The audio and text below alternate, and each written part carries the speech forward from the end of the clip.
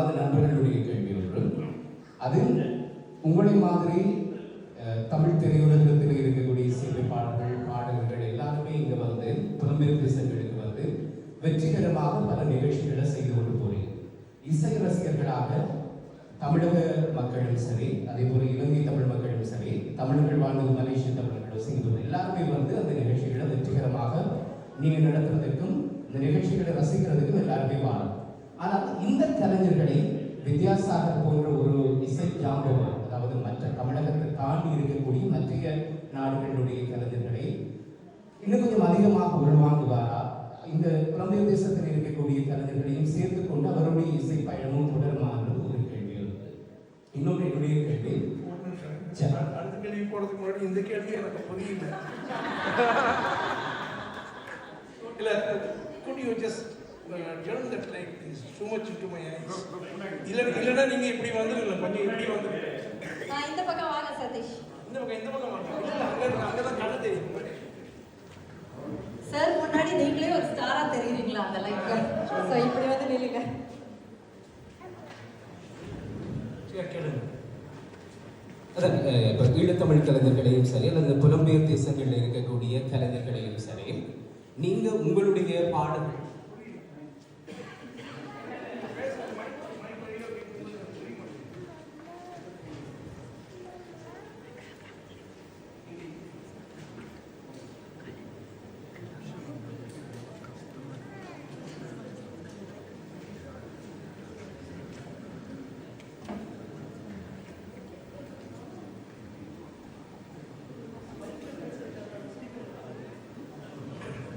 அதாவது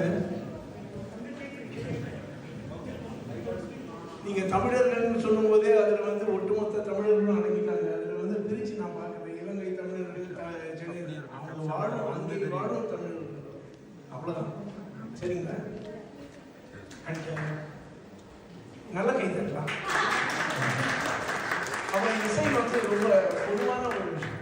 உலகிற்கு இன்னைக்கு பார்த்தீங்கன்னா with the advent of new technology and new இது வந்து எங்கெங்கும் மறைந்திருக்கக்கூடிய பல பொக்கிஷங்கள், lot of talents, hidden talents, நமக்கே தெரியாது பக்கத்துல இந்த மாதிரி இருக்காங்களான்னு சொல்லி. all those things are being exposed and being brought to the forefront. and அதை வந்து நிச்சயமாக வந்து நம்ம வந்து அவங்க எல்லாரையும் நம்ம என்கரேஜ் பண்ண வேண்டியது நம்மளுடைய கடமை. சரி, அந்த ஒரு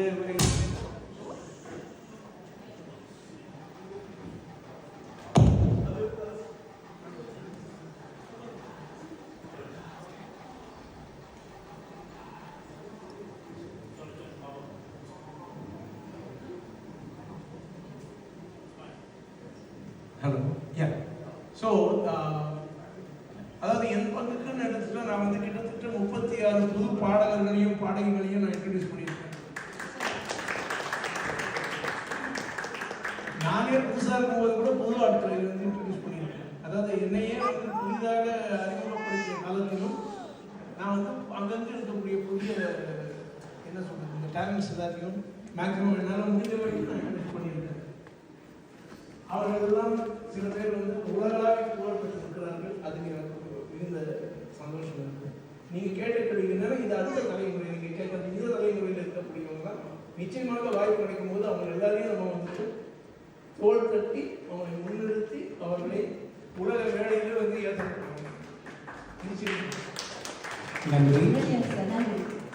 அடுத்த கேள்வி இப்ப சர்ச்சையா இருக்கிற விஷயம் தான் இது. உங்களுடைய பழைய பாடல்கள் அல்லது முன்னுக்கு சில ஆண்டுகளுக்கு முன்னுக்கு வந்த பாடல்களை இப்போ புது படங்களில் பாவிக்கிறது ஒரு ட்ரெண்டாக இருக்கு. சில இசையமைப்பாளர்கள் அது காப்பிரைட் இஷ்யூவாக போகுது. அது சார்ந்த நிறைய சர்ச்சைகள் போய்கொண்டு அவங்களுடைய தனிப்பட்ட விடயம் அது. இசையமைப்பாளர் வித்யாசாகர் அதை எப்படி பார்க்கிறார்? அவருக்கு இந்த காப்பிரைட் சம்பந்தமான ஏதாவது சிக்கல்கள் இருக்கிறார்? அதாவது இந்த காப்பிரைட்ஸ் அப்படிங்கிறது வந்து இதுவரைக்கும் இருந்தது என்னன்னா இசையமைப்பாளர்கள் கிட்ட காப்பிரைட்ஸ் இருந்தது கிடையாது. ஏன்னா வந்து the producer buys the takes the copyright from us and he actually pays you a remuneration to work for the film. So that has been compensated as the copyrights are எடுத்த மாதிரியும் அதை வந்துட்டு அவங்க வந்து என்ன பண்ணுறாங்கன்னா வேற ஒரு ஆடியோ கம்பெனிக்காக வித்துடுறாங்க. ஸோ இந்த உரிமை வந்து அந்த ஆடியோ ரைட் கம்பெனி அந்த ஆடியோ கம்பெனிக்கு போயிட்டு ப்ரொடியூசர்கிட்டையும் இல்லை அது. பட் ஆனால் என்னன்னா ஒவ்வொரு பாடலும் ஒவ்வொரு இடத்துலையும் ப்ளே பண்ணும்போது அதனுடைய ஒரு பெர்சன்டேஜ் வந்து இந்த பாடல் எழுதியவருக்கும் இந்த ப்ரொடியூசருக்கும் பாடல் இசையமைத்தவருக்கும் வந்து சேர்கின்றது. அது ரொம்ப சின்ன ஒரு சதவீதம். But this is the existing copyrights.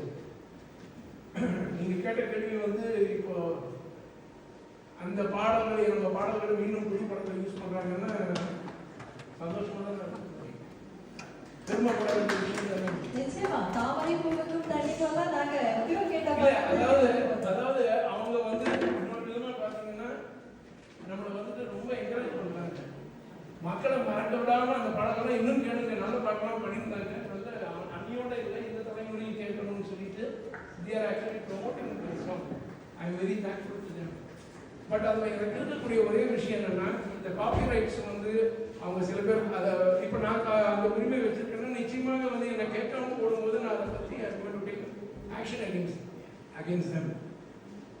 But என்னுடைய வருத்தம் என்னன்னா அந்த பாடலின் படைப்பாளி நான் அந்த படத்தை இப்போ ஒரு புது படத்தை அந்த என்னுடைய பாடலை யூஸ் பண்ணும்போது அந்த படத்தின் இயக்குனரோ இல்லை ப்ரொடியூசரோ இல்லை அந்த படத்துக்கு சம்பந்தப்பட்ட அந்த இசையமைப்பாளர் கூட வந்து நம்ம கிட்ட ஒரு கர்டசிக்காக திஸ் இஸ் ரெஸ்பெக்ட் இதை வந்து சொல்லியே தீர வேண்டிய விஷயம் என்னன்னா அவங்க நம்ம கிட்ட சொல்லணும், சார் உங்க பாட்டு அந்த படத்தை யூஸ் பண்ண போனாங்க and we are seeking your permission. அவங்க அந்த பர்மிஷன் என்ன கேட்க வேண்டியது இல்லை, ஏன்னா அந்த உரிமை என்கிட்ட இல்லை. பட் இருந்தாலும் சொன்னா அது வந்து நான் என்ன சொன்னா அது அவங்களுடைய தார்மீக பொறுப்புன்னு நினைக்கிறேன் நான். It's a courtesy which they are not doing. They are just taking it for granted and doing, and this is very silly and this shows very small mindedness of those people. அவங்ககிட்ட இருக்கு காசு கொடுத்தா அவங்க கொடுத்துட போறாங்க, இவங்ககிட்ட நம்ம ஏன் போய் பேசணும். அப்போ அவங்களுக்கு அந்த கதை மேலேயோ அந்த பாட்டு மேலேயோ எது மேலேயுமே அவங்களுக்கு வந்து எந்த விதமான ஒரு they don't have any respect for the artist who has done that for the creator. This is very sad and this is not very I don't encourage this sort of a thing. But other than that, using my songs, they are again promoting my songs. I'm happy. நிச்சயமா நீங்க சொன்ன பாட்டு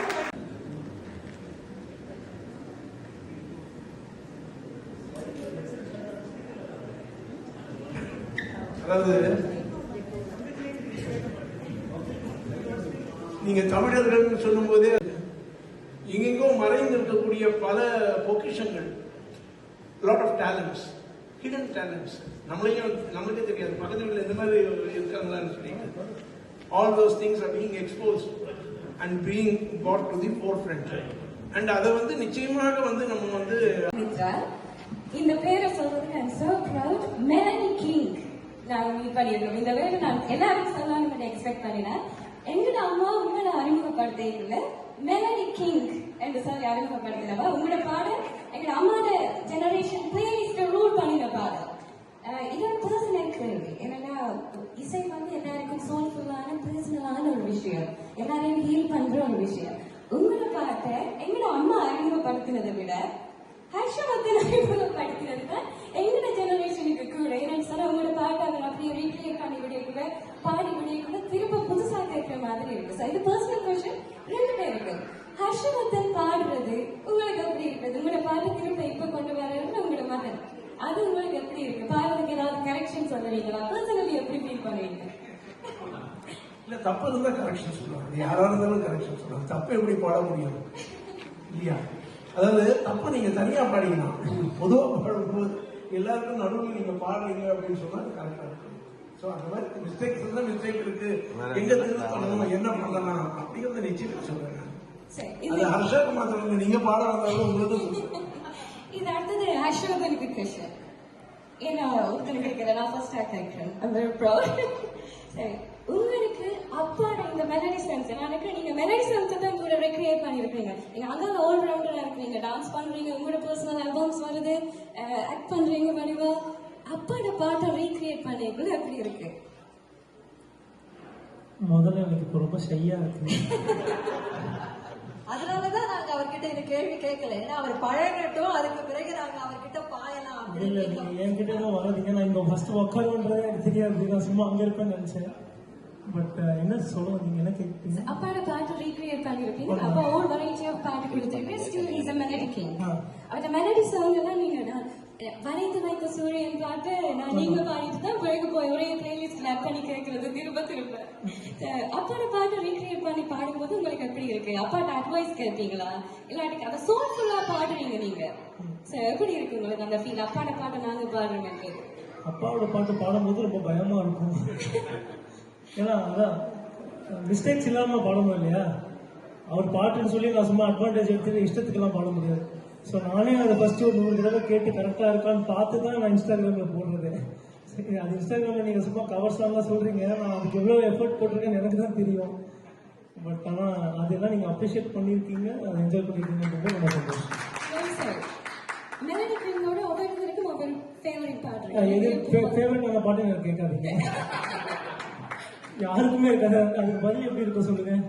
அவர் ஒரு ஆல்பம்ல 5 பாட்டும் hit ஆகுது. அதுல எந்த பாட்டு நீங்க செலக்ட் பண்ணுவீங்க? உங்களுக்கே இல்லாத போது எனக்கு எப்படி இருக்கும்? அவ்வளவுதான் ஆன்சர் அதுக்கு. தேங்க்யூ. இந்த 2 பேரையும் பார்த்ததுல சந்தோஷம். 2 பேருக்கும் ஃபேன். உங்களுக்கும் ஃபேன், உங்களுக்கும் ஃபேன். தேங்க்யூ. நம்ம 2 பேரும் அவருடைய ஃபேன்ஸ்.